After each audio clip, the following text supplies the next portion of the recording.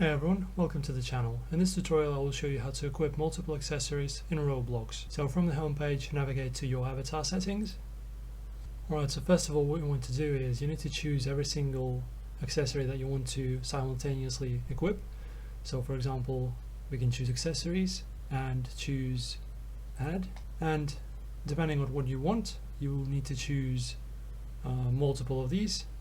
So click on every single one of them that you want to equip, like this, like this, like this, okay, as many as you want.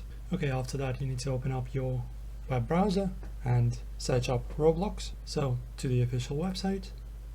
From here, log in into your account. Alright, now as you can see I have logged in.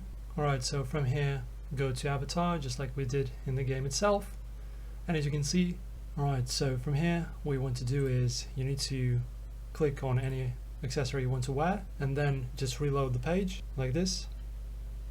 Click again, reload the page. So basically what you need to do is select a certain accessory. So what you need to do is select one accessory, then by pressing on F5 reloading the page, then equipping another one, and then you will be able to wear multiple accessories at the same time. If this helped you, please press the like button, subscribe, and I will see you in the next video.